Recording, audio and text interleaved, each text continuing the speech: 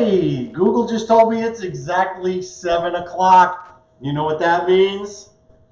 It means it's time for another episode of Cooking in the Kitchen with Chef Eric. That's me. I am the Grateful Chef. Welcome back to the program. And I want to say welcome to everyone who's come back to see it again. And if you're new, I met a lot of people this week driving around. And a lot of people have joined our group. In fact, kudos to you guys for bringing this group over 800 people this week. Big milestone. I'm super proud, super honored, and grateful that you guys come and join us and like what we're doing. It is a total labor of love, and Lynn and I are happy to do it. And who is this Lynn of which I speak? Lynn is the camera woman, the producer, and the wind beneath my wings, who without her, we couldn't do this. So we're really, we're in the groove. And today I got my brother here. Surprise little visit from my brother who's visiting. He's going to stay over. He's going to get to partake in some of the Grateful Chef food that we are cooking today in the kitchen. I would like to just point out that David now has a beard. And David now has a beard. So David got rubbing off on me. That's right. So anyway, David's got a big fuzzy beard. Exactly. So bonjour. We are going to south of France today. That is one of the greatest things about cooking, is you can visit any part of the world via the food and the ingredients, and kind of have a little staycation. But eat foods from places you've been or places you've never been before, places you want to go to. It's pretty cool. That's what we're going to do today, south of France. I did a little research, which is not typical of the Grateful Chef. But, so we are doing today Halibut Provençal. Now, Provençal is a French dish made very famous and popular from Provence in France. And so I kind of looked it up a little bit, and I wanted to see what other things that we know are from Provence. So it is the birthplace of 3 world-renowned dishes. Niçoise salad, bouillabaisse, which we kind of made a fish stew, was, that from San Francisco fish stew, cioppino, but the French version is a bouillabaisse, very similar. And not only is it a great movie, but it's a great dish. Ratatouille, which I had made the other day. Don't know if you saw it on the group, but I made ratatouille the other day. It is totally from Provence. It is awesome. And that guy at the end of the movie that eats it, it brings him back to his childhood. That's what you get when you eat this. It's just, man, it's so good. It's rich, full of umami. It's great. So Niçoise salad, the literal meaning is nice style salad. It's got greens and tomatoes and boiled potatoes, haricot vert, which is green beans, and it's dressed with a vinaigrette and hard-boiled eggs and olives, sometimes with seared tuna steak. Bouillabaisse is a saffron-infused seafood broth, similar to what we did in the cioppino.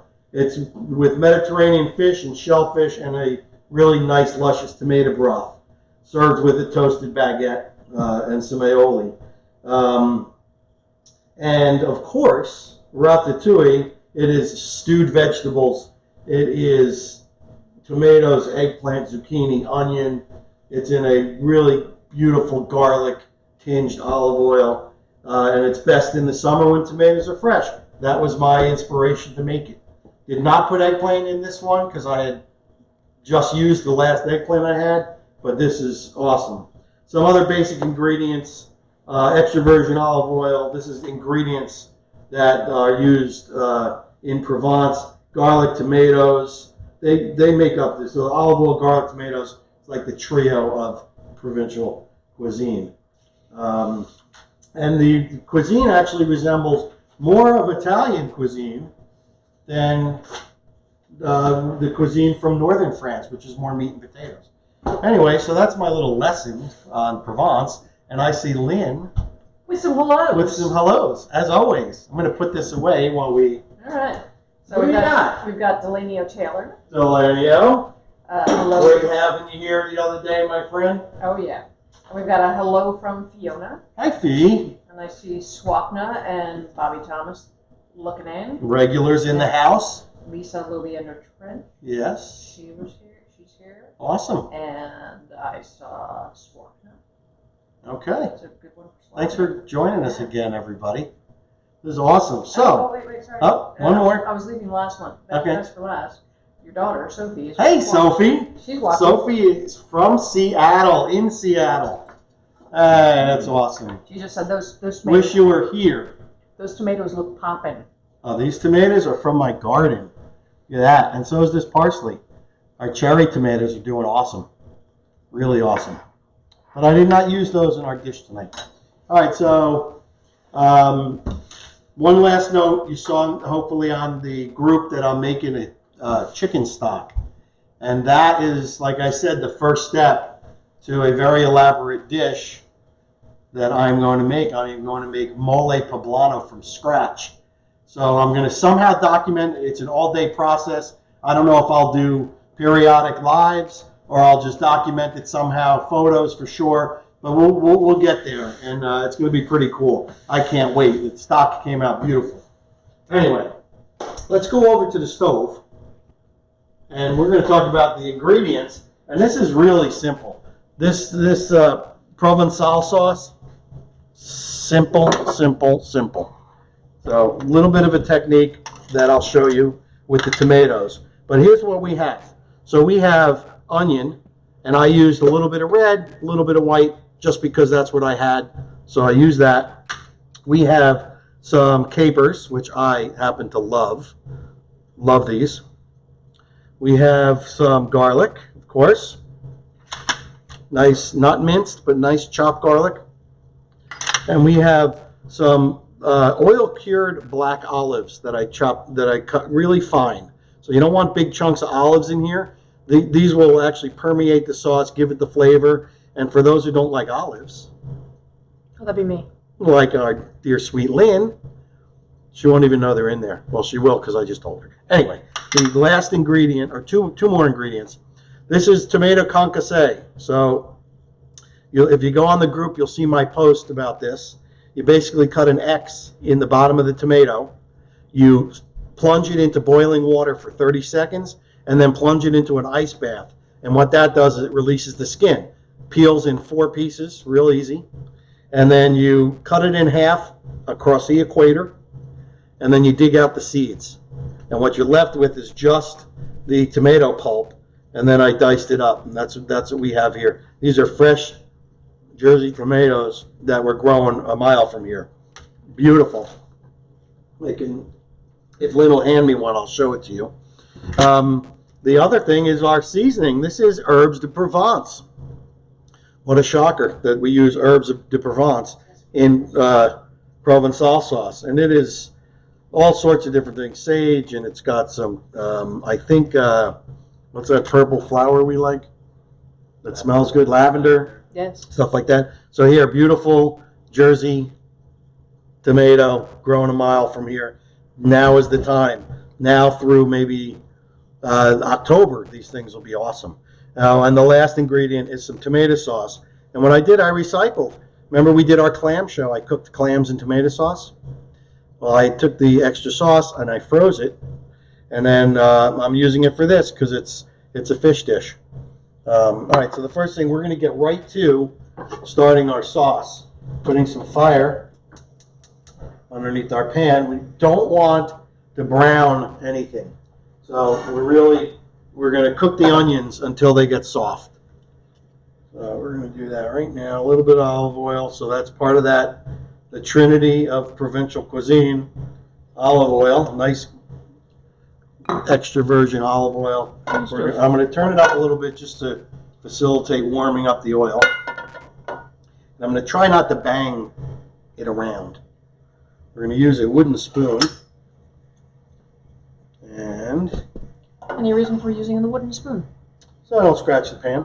All right. So this is just a regular pan. You'll notice, what pan am I not using to make this dish that has briny capers and acidic tomatoes and olives and sauce?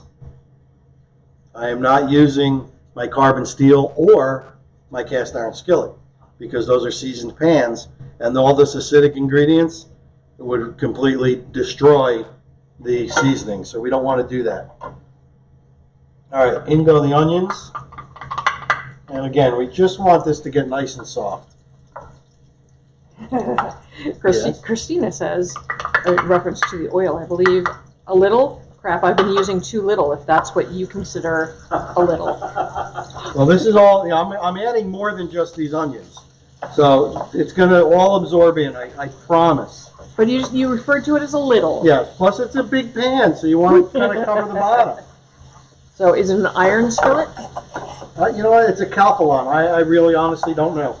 Capelon. Calphalon. But your cast iron and your... So here I got my beautiful Stargazer pan that I've been using extensively a lot. We're gonna actually dust the fish in flour, and we're gonna put a nice little crisp on it real quick. So that is perfect. Cast iron, carbon steel, perfect for that. But once again, I'm loving my Stargazer pan. So it's like the workhorse. I had it on the open pit, right on the open fire, and it's just beautiful. Christina says, that's right, baby. What do I win? Dinner? You don't have to enter a contest to win dinner at my house. You can come anytime you want. You should come and learn how to make mole poblano this weekend. All right, these are doing really nicely. So I'm going to just, toss it around 5 minutes or so. Beautiful. So what I did earlier today, I made a batch of the sauce because I think I'm going to need more than just one one batch because I'm doing 3 pieces of fish. So I figured I'd show you how to make one, but I already have one at the ready. Right? So far not difficult. We're sauteing onions, something we do for many, many dishes. I think onion is probably the most globally used vegetable there is. Alright, so yeah, we just want to get them soft, get the rawness out of them. I see some little bits getting brown a little bit, so we're going right in for the tomatoes. Actually, the recipes I was looking at to add the tomatoes, I like to actually add the capers because it's going to flavor the oil. And I'm going to add the olives, both flavoring agents. I'm turning that down. I can smell that. You smell the olives? Going in with the tomatoes. I'm going to cool that pan right down.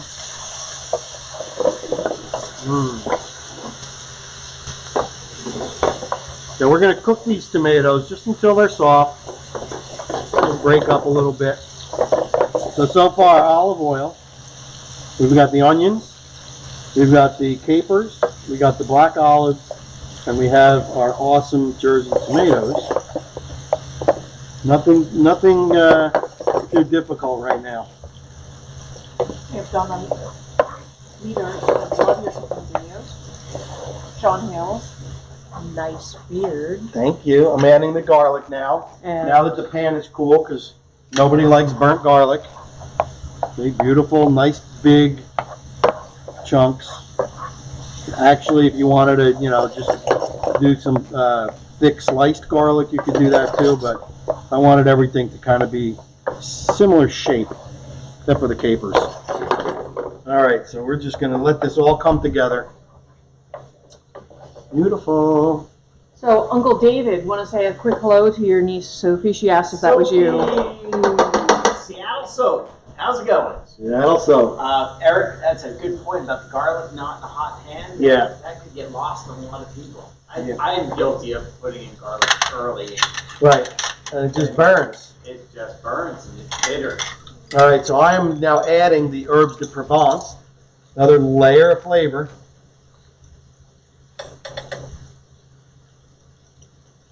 Let that cook in that oil before I add the tomatoes.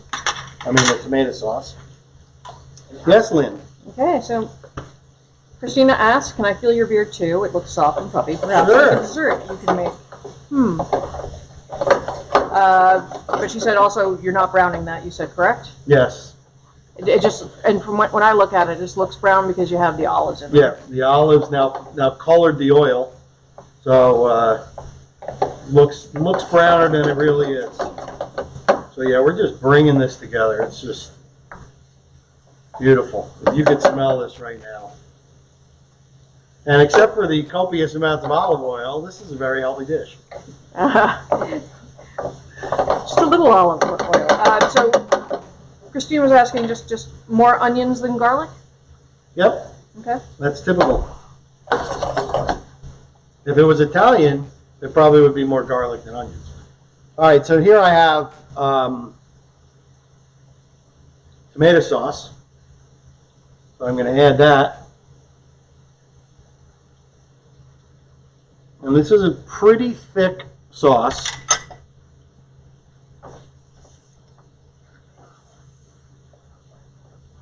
And Kevin McLeany says, I'm not sure if I should say this though, because it'll get you onto a roll of Go say it. cooking for the halibut. Oh, yes. You must be a dad. Because that was a dad joke for sure. All right, so we're going to let this just simmer, kind of thicken a little bit, reduce a little bit, let the flavors marry. Now we're going to go. Oh, let me take a quick look at this then. Yeah, take a look at that. I mean, how could that be bad? It can't be. Yum. It's a beautiful thing. Where are we going now? So we're going to go back to the cutting board because now we're going to do something that we've done, I don't know, more than a dozen times. But you don't always do it on camera. We're going to make a vinaigrette. Well, I didn't do it on camera last time because I always say, you know, you make one vinaigrette, you can make 1,000, depending on the flavor. So we are having a salad with tonight's dinner. French salad. So I'm making a really quick shallot vinaigrette. So to our bowl, I am adding like a tablespoon of finely chopped shallots. Shallots are a very French ingredient. Okay. I'm adding some Dijon mustard and another very French ingredient using my finger. Get it out of the bowl. Okay. Beautiful. I am adding good mustard. Some red wine vinegar. I'm going to just let this all mix together. It doesn't look pretty at this stage. I'm going to add a pinch of salt. And I'm going to add a little bit of black pepper.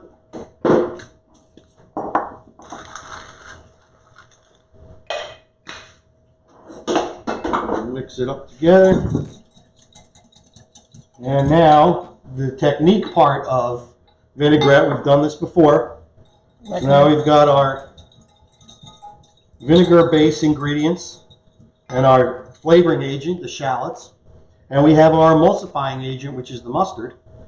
And so we're looking to emulsify. So we're going to do little drops right at the beginning until it starts to come together.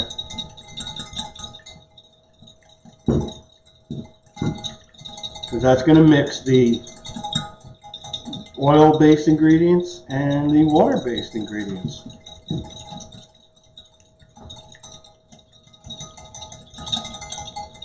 Like ringing a bell. Are we coming even closer? Sure. Come right over.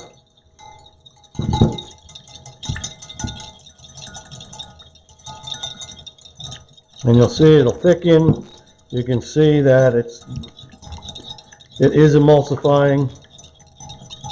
So if you put the oil in all at once and then just stirred it up, it would separate, and that's not what we want.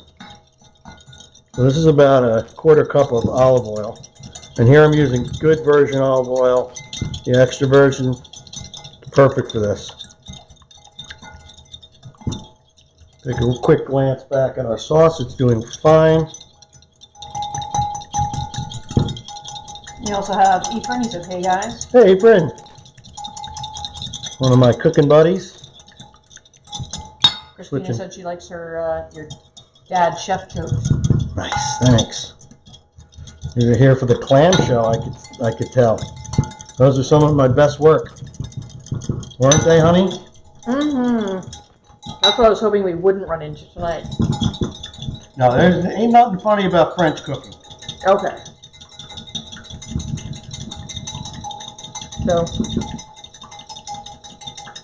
So, how long does this take? Not long, I'm almost Oil in done. there? See, once it emulsifies, you can pour the oil in a little bit faster. Are you bored, honey? Oh I'm good. no, I'm just curious. Because my arm is tired just watching it. Drip, drip, drip, drip, drip, drip, drip. Yeah. There we go. Now it's done. And I'm only making a little bit. Want to come in close again? Yep, and here we got our beautiful Don't vinaigrette. Perfectly emulsified. Beautiful. All right. Nice and thick. Smells delicious. I'm going to keep it right in that container. Get rid of all this. All right. We're coming back over the stove. Cool. Come on back over. All right. So what I'm going to do is, ooh, this is looking absolutely delicious. I'm going to take a taste. See if it needs salt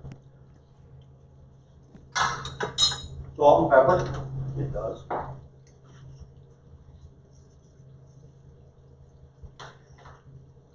And this is my little addition. I'm going to add a squeeze of lemon And why? because that just brightens it up just a little bit without adding additional salt. And what I'm also going to do is, so we can get going on our fish, I'm going to add in some of the sauce that I made today. Because I want to make sure I have enough to be able to submerge the 3 pieces of fish. I think that will be fine. So I'm going to let that come up to temperature. And we are going to get to our fish. So this also is my addition. This was not part of the recipe, but I wanted to add a little bit of color and a little bit of texture, so I'm doing it. You know what? My kitchen, my rules. Do what I want. I learned that from my friend, Chef Carl Ruiz. I do what I want. All right, so I'm patting this fish dry. Can you see over here, honey? No. To our dredging station. So this fish is a little bit wet, so I want to make sure it's dry. Why? So it's not too wet. Putting that in. I seasoned this flour, by the way. I have seasoned this flour with salt and pepper.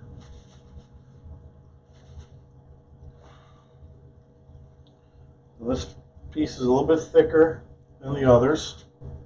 And then we got, it's interesting, 2 different colors because one's from one part of the halibut and the others are from a different part. So this one is more white, you will see. Much more white than the others. You can't really see. Everything glows over there. Okay, well, I'm going to turn this light off. That any better? Or is it too dark now? Yeah, it still glows. Okay, well, let's get the fire going underneath our pan. Now, I want this pan to be pretty hot because I don't want to really cook the fish too much in this stage.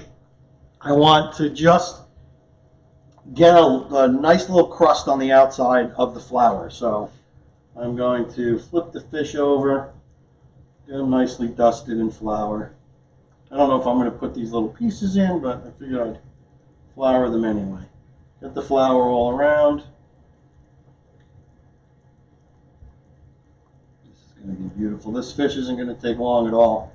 In fact, I'm going to put the thicker piece in first in the sauce so we can let that cook. That's looking really good. Would you like me to put the lights back on, babe? Yes, please. All right. And did you mention that this was Dave's fish? This is Dave's fish. This is the halibut from my friend Dave Mallow, who went on a fishing trip in Alaska. Awesome. And he sent 55 pounds of shrimp. Yes, to I our got. house. He sent his entire booty over here. Okay, I'm testing the oil with a little bit of flour.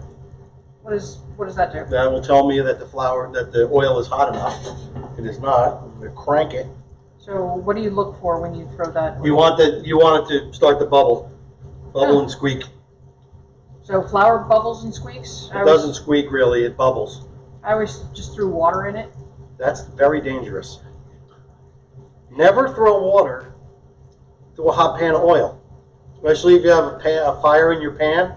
Never, ever, ever, never. I forbid you putting water in there, because what's going to happen is that is going to make it, flare up right in your face. Look at this like little sprinkle of water. No. All right. So now you can see what the flour is doing now. I'm gonna come in close.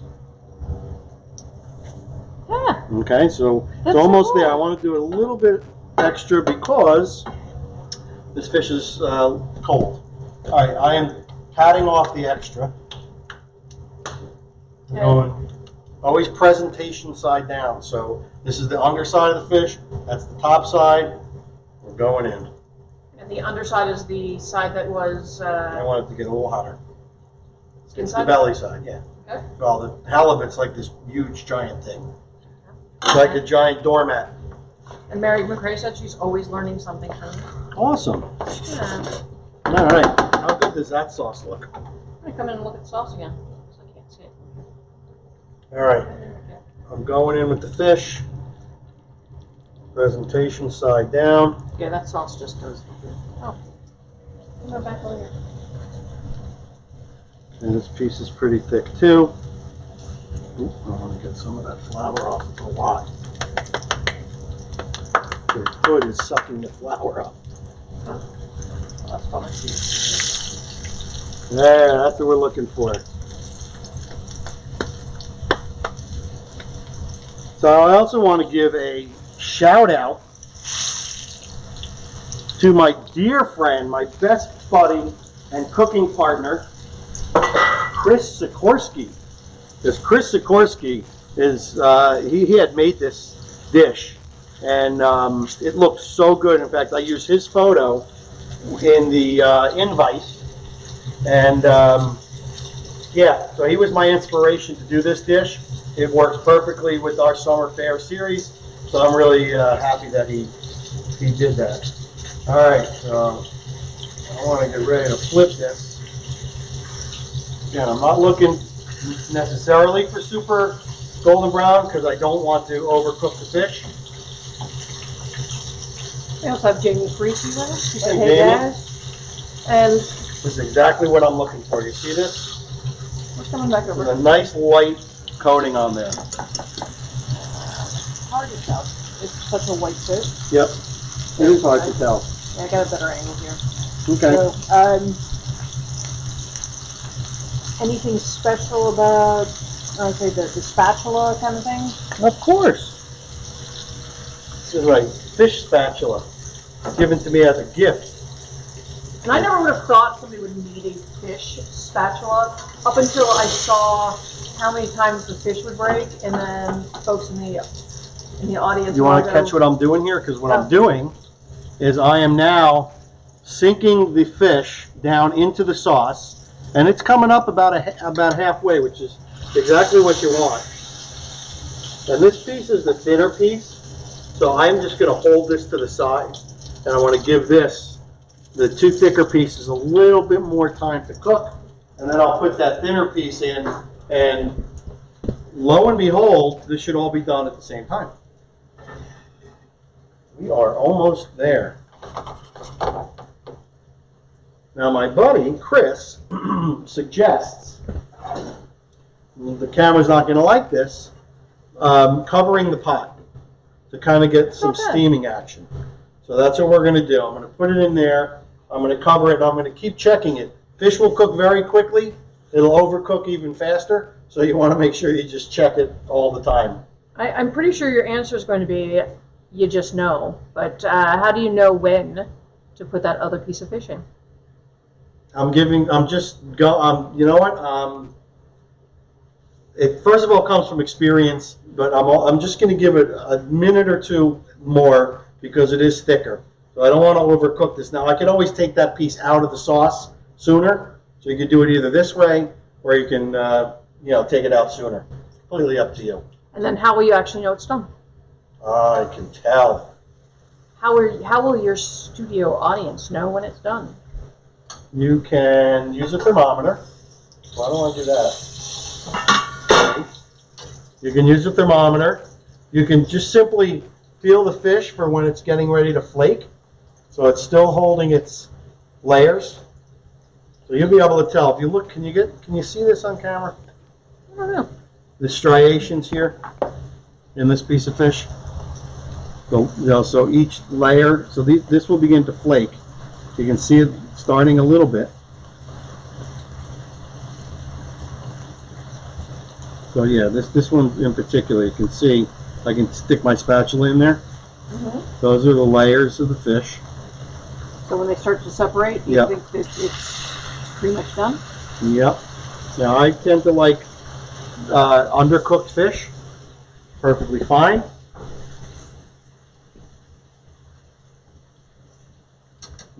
This looks delicious. All right, I'm going to put the lid back on. I'm going to go for another 2 minutes, maybe a minute, and we're getting ready to plate already. How good is this, honey? Beauty of fish. Oh. The beauty of fish. Delanio has a watch party going, and he's got 45 people watching with us. All right. Hello, friends of Delanio Taylor. I'm a little jealous you get to eat his barbecue more often than I do. But, yeah, awesome. Thank you for joining us. Join our group if you haven't already. Check out our website, eatingwithcheferic.com, and I have a YouTube channel and all the social media outlets that are typical. Oh yeah, this looks absolutely delicious. All right, so let's let this go. Come over here. I'm going to put a little bit of ratatouille on the plate. We're going to dress our salad. I'm going to turn this down a little bit. Actually, I'm turning it off.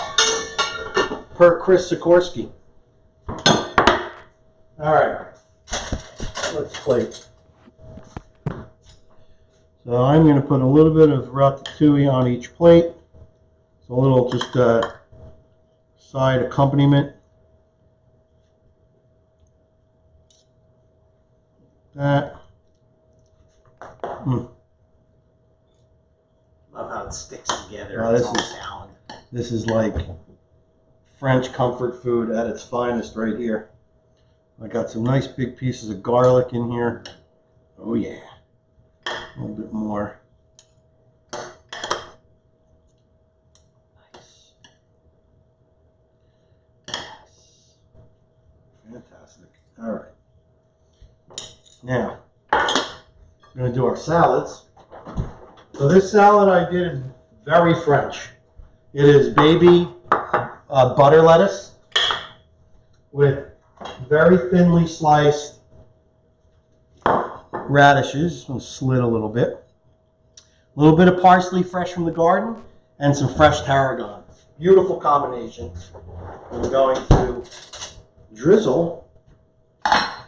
Look at that, how it stayed together. It's not separated. It's impressive. Gotta love it. So this is just going to be a nice light drizzle over the salad. You can always add more, but you can't add less or take away less. And this is a pretty aggressive vinaigrette, so you don't need a lot.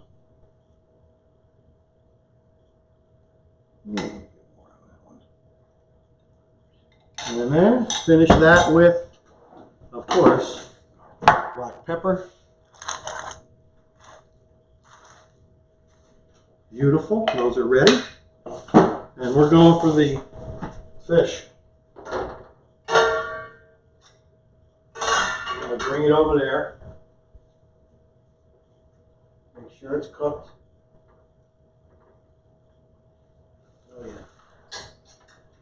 Beautiful.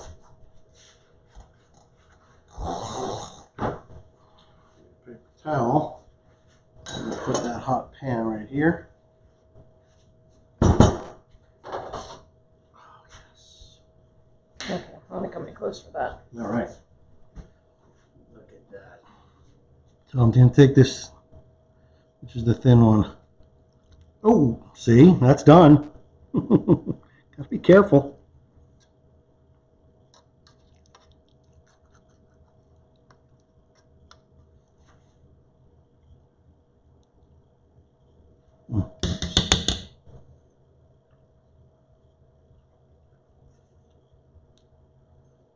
Absolutely beautiful.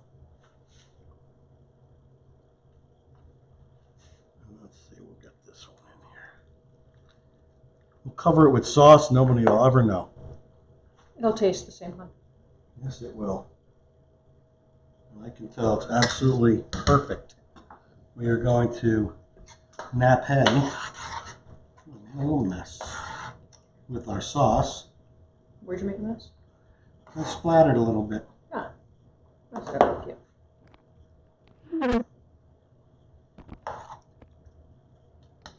How rich that looks. Oh, it's delicious. It's a lot of umami. Yeah, fifth taste. We have more sauce if you want, but I'm inclined to think that in the south of France, they're not dousing this with sauce. Okay. And so, here we go. Here we have the close-up. That is the Halibut Provençal, cooked in 30 minutes. Did we do 30 minutes? No, No? 40 minutes? probably. All right, so cooked in 30, 40 minutes. You could do this any night of the week. It really doesn't take that long. You learn the technique of doing concassé from the tomatoes. And I think I'm going to like doing the fish in the flour and giving it a little crisp first. And this is a healthy summertime dish. It is beautiful. And the salad, of course, those little baby butter lettuce, very thinly sliced radishes, some herbs. I used parsley, I used tarragon, a really nice vinaigrette on top. Simple, healthy, southern France dinner here in the Grateful Chef kitchen. I'm going to come back around again. Lynn is doing another flyby, and as she does the flyby, Look at that. I'm going to close. Woo, hello. Eat well, be kind, and we'll see you on the next Grateful Chef video right here from the Grateful Chef kitchen. I'm Eric Eisenbud. Peace.